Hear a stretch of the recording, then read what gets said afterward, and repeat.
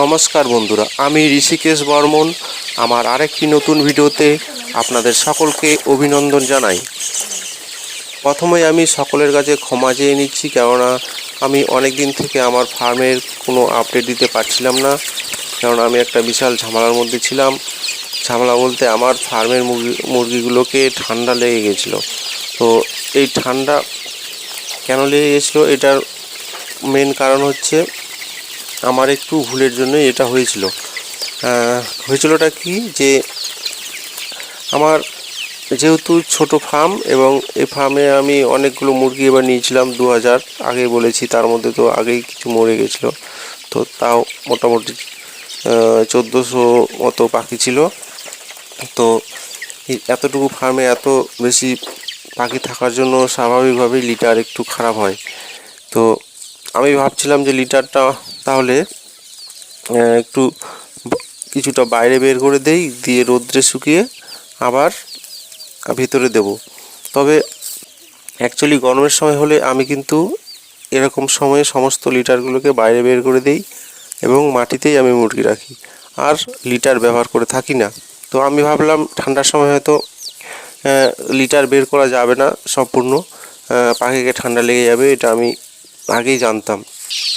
কেননা মাটি থেকে যে একটা গ্যাস, সেই গ্যাসটা মুরগির গায়ে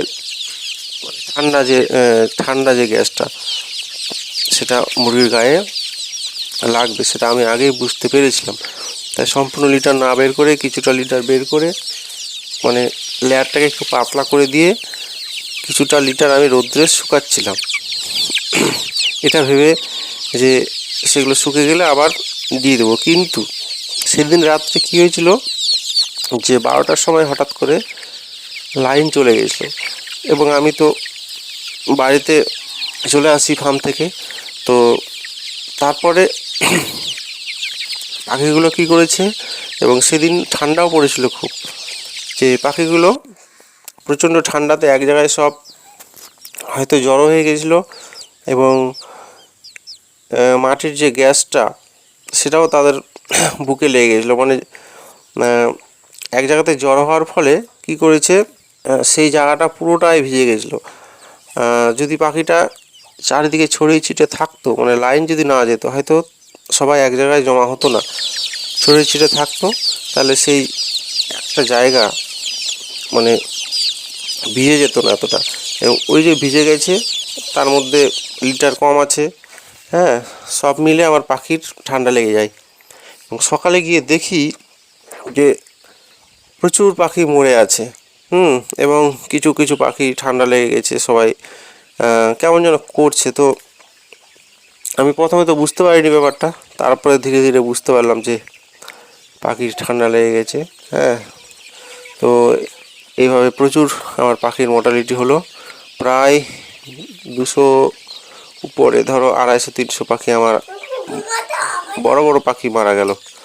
তো তাই আমি খুব ঝামেলার মধ্যে ছিলাম। হ্যাঁ, তো যাই হোক, এখন মোটামুটি আমার পাখি সুস্থ এবং আমার পাখিগুলো প্রায় বাইরে বেরোতে পারছে। এই যে দেখো আমার ফার্মের লিটারের অবস্থা। এমনিতে আবহাওয়া খুবই খারাপ। তো আমি আবার সমস্ত লিটার আবার আমি ভিতরে ঢুকিয়ে দিয়েছি তৎক্ষণাৎ, যে লিটার ভিজা হোক, তবুও আমি ভালো করে শুকাতে পারিনি, সেই লিটারগুলো আবার ঢুকিয়েছি। দেখো আমি দেখালাম লিটারের কী পরিস্থিতি। আর আমি এখন এই যে উপরে এরকম একটা মাছা করে দিয়েছি, রাত্রেবেলা আমি এরকম মাছার উপরে পাখিগুলোকে উঠিয়ে দিই, এবং দিনের বেলা আবার নিজেরা নিচে নেমে যায়। আর আমি মাছার নিচে একটা মশারি দিয়ে রাখি এবং ওই যে বিটগুলো পড়ে সেগুলো আমি বাইরে বের করে দিই। এতে আমার লিটারটা একটু ভালো থাকছে। যাই হোক, আজকের ভিডিওতে এতটুকুই। সবাই ভালো থাকবেন, ধন্যবাদ।